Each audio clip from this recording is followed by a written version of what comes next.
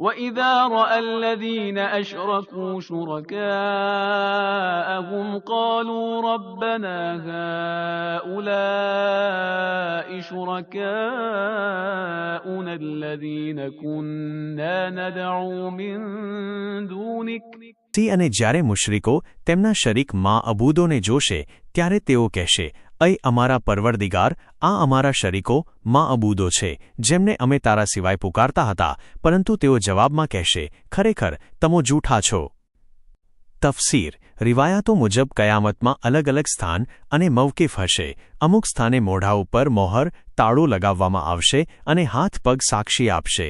એકબીજા અમુક સ્થાને લોકોની રડવાની અવાજ આવી રહી હશે અને લોકો મદદ માટે ઊંચી અવાજે પુકારતા હશે, અને અન્ય સ્થાને લોકો પોતાનો ગુનો બીજાઓના માથે નાખવાનો પ્રયત્ન કરતા હશે. ઉદાહરણ તરીકે શૈતાનને કહેશે, તે મને કુફ્ર અને શિર્ક તરફ ધકેલ્યો, ત્યારે શૈતાન જવાબ આપશે કે હું તો શરૂઆતથી જ તમારા શિર્કનો વિરોધી હતો. અને અમુક લોકો મૂર્તિઓને દોષી ગણશે, પરંતુ તેઓ પણ પોતાને નિર્દોષ સાબિત કરશે.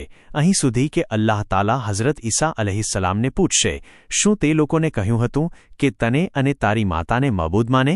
ત્યારે ઈસા અલૈહિસ્સલામ જવાબ આપશે, અય અલ્લાહ, તું દરેક શિર્કથી પાક છે. આ લોકો જિન્નોની શૈતાનો તરફ ગયા હતા અને મેં ક્યારેય કોઈને તારા સિવાય બીજાની તરફ બોલાવ્યા નથી. અને ચર્ચાસ્પદ આયતમાં પણ જેમને અલ્લાહના ભાગીદાર બનાવવામાં આવ્યા હતા તે મખલુકો પોતાનો સંબંધ તોડી નાખશે અને મુશરિકોને જૂઠા ઠહેરાવશે. પૈગામ 1. અલ્લાહ તાલાનો કોઈ ભાગીદાર નથી. મુશરિકો પોતે જ તેના માટે ભાગીદાર ઘડે છે. 2.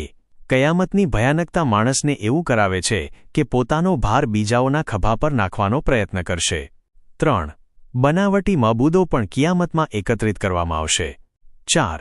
કયામતમાં પોતાનો બચાવ કરવા માટે મૂર્તિઓ પણ બોલશે. 5. મૂર્તિઓ પોતાની પૂજાને લાયકાત હોવાનો ઇનકાર કરશે અને મૂર્તિ પૂજકોને કહેશે કે તમે હકીકતમાં તમારી કલ્પનાઓની પૂજા કરતા હતા.